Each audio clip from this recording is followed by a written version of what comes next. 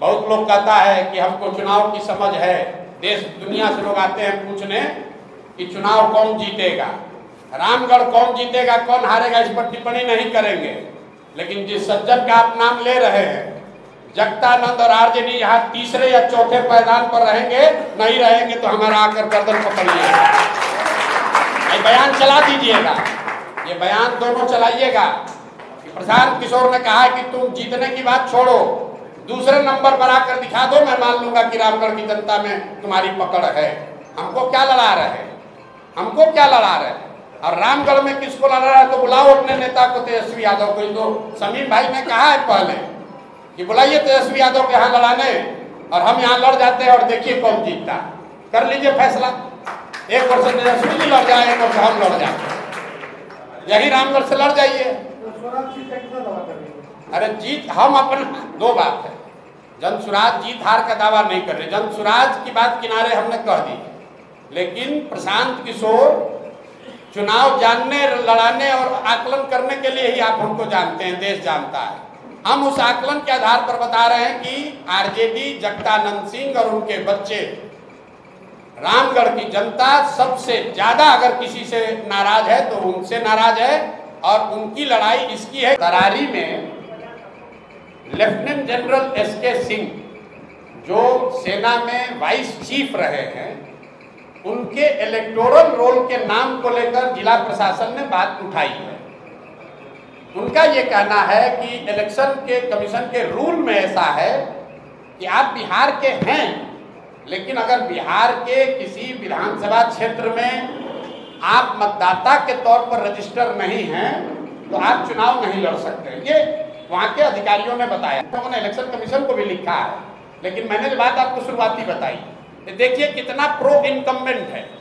जो लड़का करण तिवारी का देश का वाइस चीफ बना आर्मी का, जो सेना को लीड किया सियाचिन में, जो सेना को लीड किया ऑपरेशन पराक्रम में, उस आदमी को वो अपना इलेक्ट्रिसिटी बिल है, उसका जमीन है, घर है तरारी में, लेकिन एक रूल बनाकर कह रहे हैं कि नहीं, इनको चुनाव नहीं लड़ने दिया जाएगा क्योंकि तरारी के इनका वोटर लिस्ट में इनका नाम नहीं है। वोटर लिस्ट में नाम जुड़वाने के लिए फॉर्म 8 भरा गया है। ये सब प्रावधान है, आप इलेक्शन अधिकारी से पूछ लीजिएगा कि आप 8A फॉर्म 8A भर के अपना नाम जुड़वा सकते हैं। नोएडा से जहां उनका नाम इलेक्टोरल रोल में है, वहां के डीएम ने नोटिफाइड करके जारी किया है कि यहाँ पर इलेक्टोरल रोल में ये है। जनरल साहब की पत्नी की डेथ हुई है 2020 में, उस समय तक वो बिहार के वोटर लिस्ट में थे, लेकिन पत्नी के डेथ होने के बाद वो नोएडा में रहते थे तो उनका इलेक्टोरल रोल में नाम शिफ्ट हो गया, क्योंकि 24 में उनको वोट देना होगा। अब इसी को आधार बनाकर जिला प्रशासन या इलेक्शन के लोग उनको लड़ने से रोकना चाहते हैं, उसको देखा जाएगा। लेकिन इस तरह की चीज तो लोकतंत्र में आती ही रहेगी। आप व्यवस्था के सामने खड़े होइएगा तो जो वहाँ बालू माफिया है, जो हजारों करोड़ रुपया लूट रहा है, वो इतना आसानी से थोड़ी छोड़ेगा। लेकिन जनसुराज भी पीछे हटने वाला नहीं है। जनरल साहब वहाँ खड़े हैं, प्रशांत किशोर यहाँ नहीं लड़ रहे हैं, लेकिन प्रशांत किशोर का कोई भाई, कोई सिपाही लड़ेगा, और यहाँ पर राजनीतिक जमींदारी जिन लोगों का है उनका बोरिया बिस्तर समेटेंगे।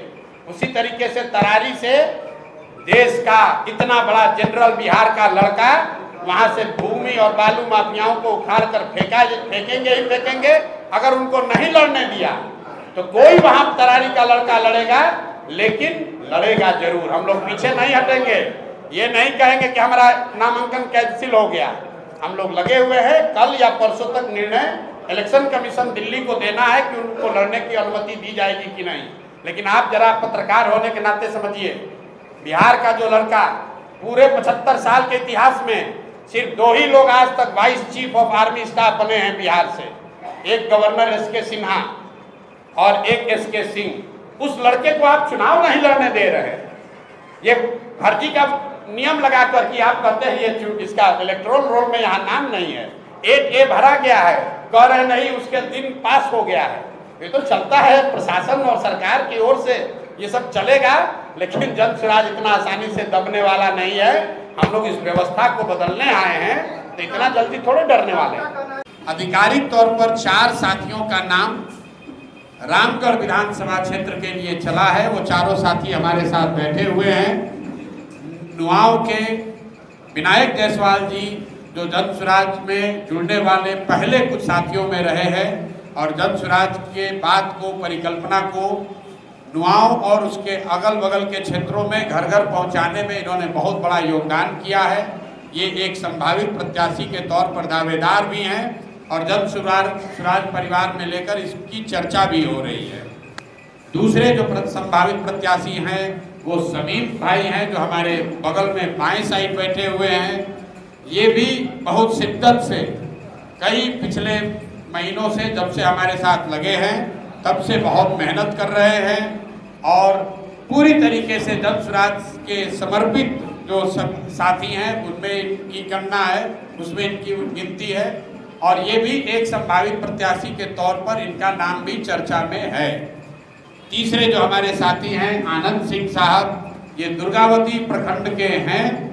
बहुत लंबे समय तक इन्होंने राजद की राजनीति करी है और जब मैं मधेपुरा में पैदल चल रहा था वहाँ पर कैंप में आकर इन्होंने अपने साथियों के साथ जन स्वराज जुड़ने की बात कही।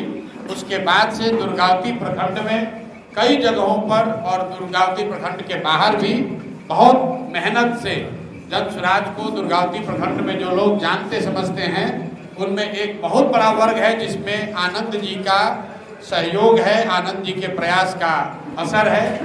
और चौथे एक सज्जन जो कि जन स्वराज से बहुत थोड़ा पहले से जुड़े हैं लेकिन जमीन पर बहुत सक्रिय नहीं रहे क्योंकि जुड़ने के बाद थोड़ा बीमार पड़ गए थे, सुशील कुशवाहा जी।